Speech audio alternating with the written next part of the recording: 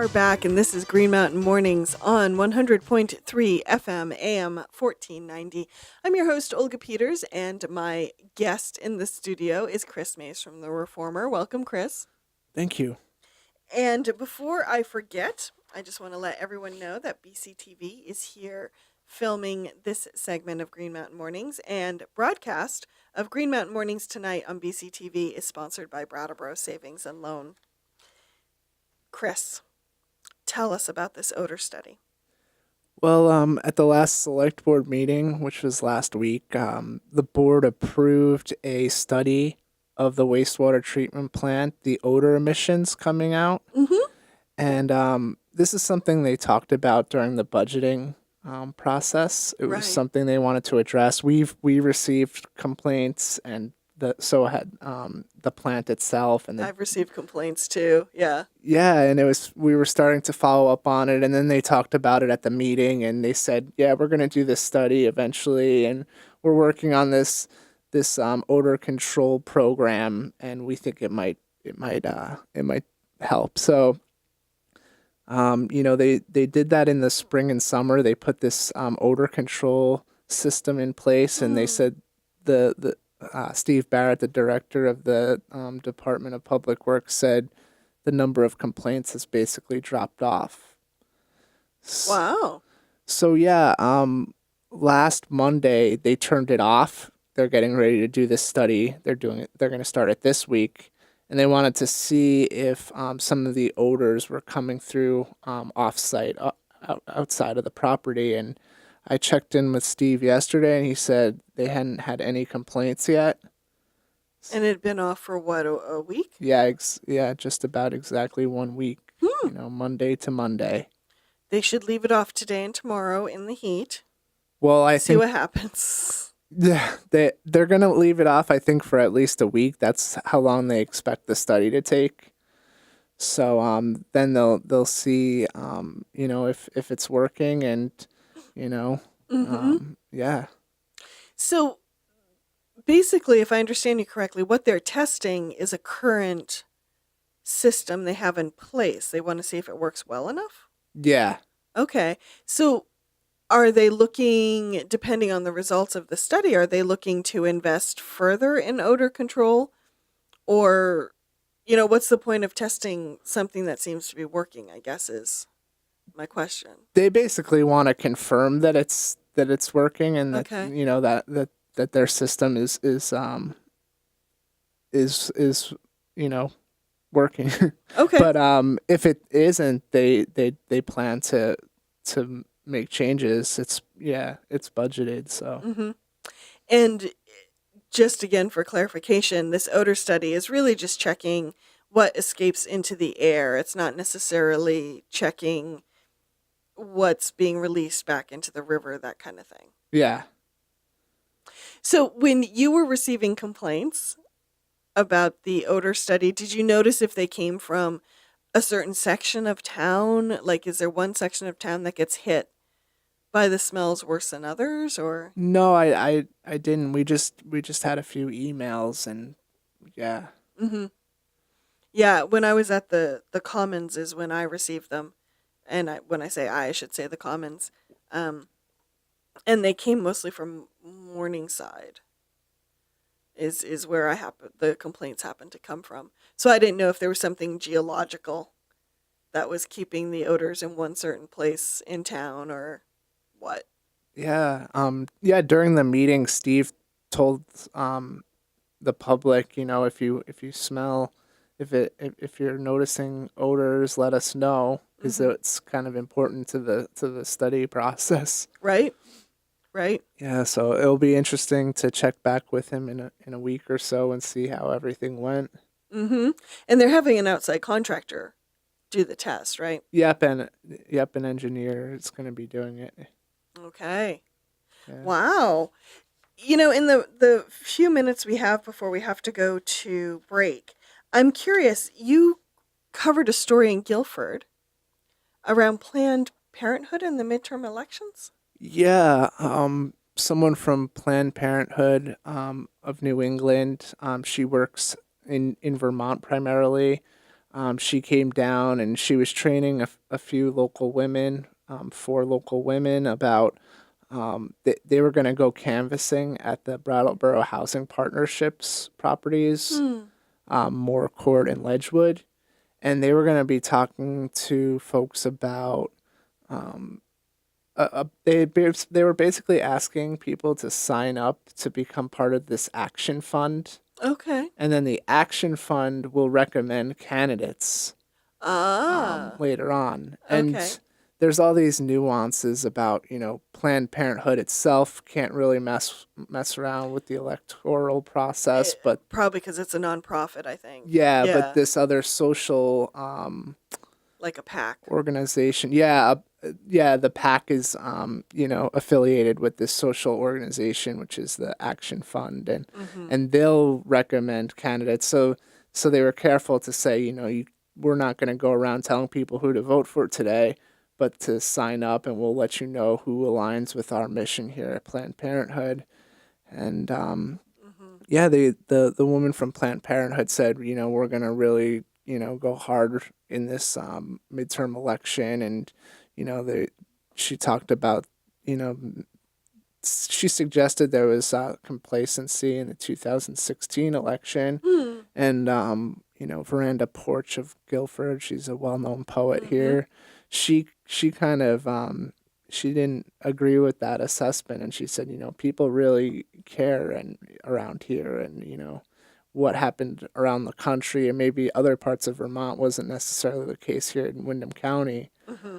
So, while they were tuned into this whole getting people to sign up for the Action Fund, and be cognizant of who supports Planned Parenthood and reproductive freedom in Vermont and locally, they were really concerned with making people aware of the services available at Planned Parenthood. Okay. Well, Chris and I are going to head to break. We shall return momentarily, and we will be talking about the youth vote. Oh, yeah. Oh, yeah. This is Green Mountain Mornings, and you are listening on 100.3 FM, AM 1490. I'm your host, Olga Peters. My guest for this hour is Chris Mays from The Reformer. Hey there, Chris. Hello. So, the gift that keeps on giving for the reporter. Talk to me about the youth vote. Yeah, my coworker Bob Audette, he originally wrote about this initiative, which is to Mm-hmm. give 16 and 17-year-olds the right to vote on local issues here in Brattleboro, participate on the 2 school boards, the town school board, which governs the elementary schools, and then the Mm-hmm. board that governs the high school. Right. And also, if it was if the town charter was amended to allow this, it would also let them participate in representative town meeting, so they could be a town meeting member. Mm-hmm. Which right now you have to be 18 before you can be a town meeting member. Yeah, and so if this gets approved in a town-wide vote, then it will go to legislature. Mm-hmm. The state lawmakers will decide whether the town can make this charter change. And so a 16-year-old from the Brattleboro Union High School, Rio Dimes, she's been leading the effort with other people from Brattleboro Common Sense. Mm-hmm. And so I started talking with people outside the municipal center during the primary, which was their big drive to get signatures, and they almost got all the signatures they needed then. Wow. Okay. So then they started learning about, the deadline for getting it to the November ballot for the midterm Right. elections. Because there was some confusion around that. Yeah, and so then, the clock was ticking, and they got all the verified signatures in. I think it was like 449 or 459, and they got a few over that, so they Mm-hmm. were safe. But in the meantime, they were told conflicting information 3 different times, according to Rio. Mm-hmm. And so they came to the select board and they said, can you schedule a special meeting for Friday And that was the deadline for getting it on the ballot. It had to be to the Secretary of State's office Okay. by then. But then they had another issue come up, and they realized that with early voting, they wouldn't be Mm, able to host the two required public hearings in time before folks were voting yeah. early. Yeah, that for a charter change, the state is really specific about how many public meetings you hold and when they're held and how many days out from the vote and that type of thing. Yeah, and it's slightly different from the process that might happen if the select board was proposing an amendment to the charter. Okay. So, now they're going to have the vote in March, and it Mhm. was a little disappointing. I think Rio called it unfortunate that things happened the way they did. And the select board members, I think they each had their own, form of apology to her and the group organizing the efforts. But they were all talking about making this a teachable moment and kind of making this process really clear to people Mhm. who petition for things like this in the future. Mhm. And the town manager, Peter Elwell, he said, "Hey, I think what happened here was we were rushing. We were trying to get information to you, and we knew that it was a tight timeline, and things just didn't go as smoothly as possible. And Mhm. and so I think there was some regret with the town officials. But now the youth vote, they're gonna have these two public hearings in October, Mhm. and then there's gonna be some time to market and promote the vote. So, Chris, I'm trying to remember. Um, has the youth vote ever made it to a townwide vote before? Yeah, it did. It was a few years ago. I think it was 2014 or 15, and it failed Hmm. then. Do you remember by a wide margin or? It wasn't too wide, but it was, by Okay. I think it was by maybe 100 votes or so. Okay. Yeah, I'm drawing a complete blank. Yeah, I forgot it was in one of my stories, but Yes, I'm sure you did the research and you got it correct in your story. I do not doubt that. Um, so if it's gone to townwide vote before and didn't pass, why are the organizers trying this again? What do they think is different now?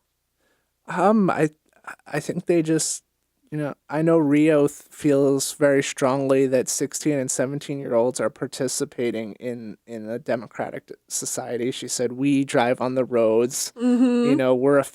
We're certainly affected by the decisions made by the school boards. Yeah. So we feel like we should have a voice here." Mm-hmm. But then there's people who say, "Hey, these guys aren't, paying the taxes or paying, bills." One resident said that at the meeting, and Yes. so maybe they should wait and wait till they're 18 and like everybody else around the country and till until they can vote on these things. Mm. Um, I was saying to listeners yesterday, I'm not sure that having the vote on the March ballot is such a bad thing because people's minds will be much more on local issues in March It's a because good that's point. when we elect select board and town meeting members.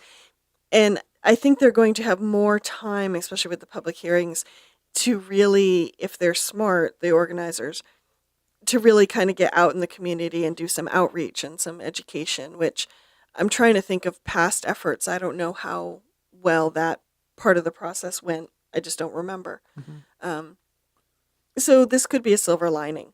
Yeah, Rio started talking about having a special meeting, getting another petition going, and then having a special meeting Uh huh. sooner because she felt like, hey, this is on people's minds now. Let's get this going. But then Brandy Starr, the vice chairwoman of the select board, said, I would urge you to do it in March because that's another time when people are thinking about voting and planning to vote. So I think that kind of made Rio reconsider maybe. Mm hmm. Mm hmm.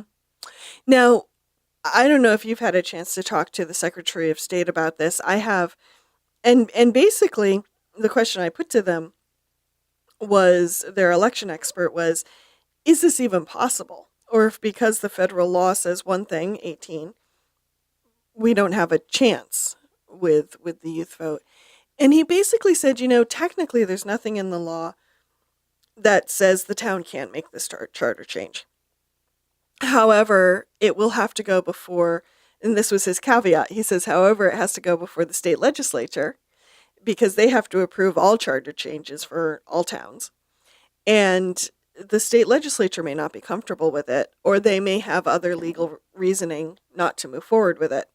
So it's kind of like a two-hurdle process. First, you have to get it past the voters, Yeah. but then you have to get it past the legislature. Yeah, I was aware that that was something that the town was mulling over, and they had their attorney looking at, and it wasn't something he brought up at the meeting. So I think that they know that it's going to have to clear that other hurdle, Mm-hmm. like you said. Yeah, Yeah, the other milestone. yeah, Well, we shall see. It will be an interesting ballot in March. yeah. We haven't heard, I know it's kind of early, but we haven't heard anything about any candidates for select board or anything like that, have we? No, Town not meeting yet. members No, and no. anything? Well, town meeting members, we always need town meeting members, so make sure you start thinking about that if you live in Brattleboro. Tell me, what's happening with the Hermitage? It always seems something new is happening with the Hermitage. Well, the most recent lawsuit I covered was kind of different than others. It came from a member. Oh.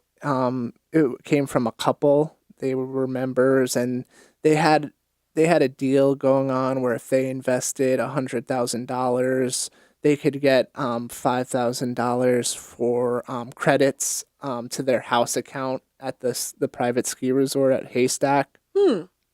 And so this case was interesting because it kind of illustrated something I've written about before, and how, there were kind of different deals for people, and it wasn't always easy to track who had what and who. And so, this was the first of its kind in that it came from a member, and it dealt primarily with a membership and credits for the house account. It's definitely not the first breach of contract lawsuit that I've seen from the Hermitage Club. It's closer to the 6th or 7th. So, Breach of contract lawsuit? yeah. Or just lawsuit in general? No, breach of contract. Oh, wow. Yeah, and this goes back, I started, writing about lawsuits there in, I think it was 2016 when they started having issues with a architect. And That's a lot of lawsuits since 2016. yeah, and it's mostly been vendors, which is I guess it's not too uncommon. Yeah. But then when you start seeing more volume, then you start saying, "Hey, what's going on here?" There's a pattern. Yeah. Huh. So, how far has this breach of contract lawsuit, the most recent one from the couple, made it through the court system? It's just a complaint right now. Okay. So it hasn't really had a hearing yet. Okay. And there, as far as I knew, there wasn't a response from the Hermitage yet, and they haven't really been responding to lawsuits. I think they might start to now, depending on how this funding deal goes, because that's part of the plan. Okay. To make people whole again and to get their reputation back with vendors, and so depending on how this deal goes, they might start settling some of these lawsuits. And this lawsuit, they're demanding a jury trial. Oh, interesting. Which is it is interesting because in other cases they were asking for things. They were basically asking for the court to grant them their judgment without a trial. Yeah. Any whispers on why they're demanding a jury trial? No. That's intriguing. I mean, usually just I don't know about you, but in my brief court coverage, if someone's demanding a jury trial, it's because they want something to come out in public, in part, and they don't just want to settle. So I just find it intriguing. Yeah, and I know with other cases, if they ask for summary judgment or default judgment, where they avoid the trial and they make their case, and there's no response really from the Hermitage. That's happened with other cases. Mm-hmm. That's kind of a precedent for other cases Hmm. with vendors and contractors, and so this case will probably be looked at if other members come forward with similar claims. Do you know roughly how many memberships he ended up selling, or the Hermitage ended up selling? I think it was right around 600, And 700. is that how many they needed, or how Um, many were they hoping to sell? I think they were going for I think it was something like 1,000 or so. Mm-hmm. Yeah. Hmm. Um, Now the Hermitage, if I remember correctly, there's a now a receiver involved. Hmm. What point in the process is that at? Because that person's been working away, kind of trying to sort through everything. Yeah. Well, the major thing right now is looking at the winter. If they're gonna get Mm, this deal together to open for the winter. right, because there need to be repairs and stuff before that could happen too. Yeah, and the bank that foreclosed on the property, they're not really willing to put up the money to have these repairs and maintenance done on the lifts, and they're kind of getting close to the period where they really need to have this stuff done. Yeah, yeah. I mean, I guess it's possible to open later in the winter and have a very short season, and so yeah, I'm waiting. I'm waiting for the next receiver report, which might have more insight into what's going to happen there. Right. Yeah, I can see the point though with the tax department coming in and closing things down temporarily until all the taxes were paid, and some other things that have kind of closed down the the business. I can see the argument for making the repairs and opening in the winter because otherwise this business has kind of been laying fallow, and how do you expect it to get on its feet again if it can't be open Yeah. and if it's not bringing in skiers and that type of thing. Yeah, that's definitely a concern, but the cost of doing that is might outweigh the Well, there's that too. yeah. So I mean, I think yeah. Yeah. You have been a very busy boy. I've seen on the Reformers website. I'm wondering, do you have anything kind of on your desk that you're just keeping an eye on for this week that listeners might want to pay attention to? Well, I'm going to Baskets bookstore today. Oh yeah. They're closing after, I don't know, I think it's like 25 years or so. Wow. Are they retiring? Yeah. And so I'm kind of looking forward to that story and how, just talking with somebody who's spent so many years in the community. Mm-hmm. And I'm writing about the Run for Recovery. It's the first annual run, Yeah. 5K put on by Turning Point. So I talked with people from there and yesterday. And I'm going to a meeting about economic development in Dover tonight. Oh, I forgot about that. Yeah, so I don't have that much background information on it. I know that there was a report done a number of years ago, and they're going to be talking about that again. And I know Hmm. a few of the business owners have really been encouraging the new economic development director to take a look at that again and maybe start thinking about some of the things they brought up years ago that haven't necessarily been addressed. Um, Remind me, who is the new economic development director? Steve Narotko. Okay. Yeah. And how's he feeling so far? Because he's been in the job. Has it been a year yet? Yeah, yeah, it has.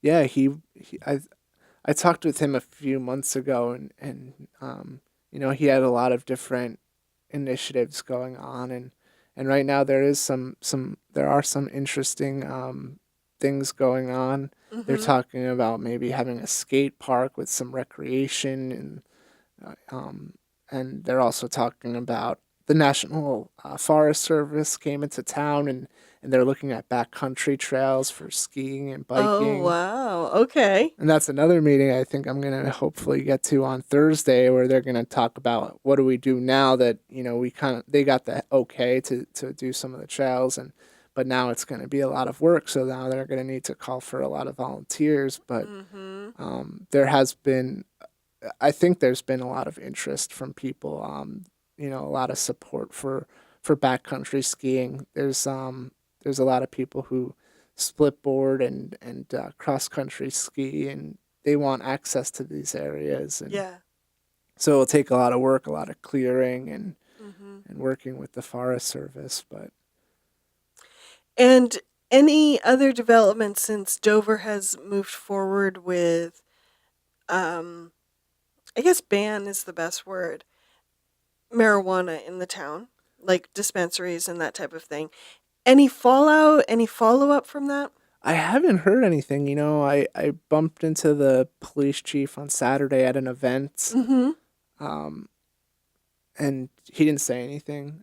A few weeks ago, he had said he was kind of expecting a petition, Yeah, I think I remember you mentioning that. but he hasn't heard anything. I haven't heard anything, and yeah, we're coming down to probably The deadline. Yeah, Yeah. check in on that. Yes. I'm sure I shall hear if something happens because Yeah. it will be on the front page of the Reformer with Chris Mays on the byline. Right. Hey, Chris, it was a lot of fun having you in the studio today. Thanks for having me. And I look forward to seeing you in 2 weeks. Yep, me too.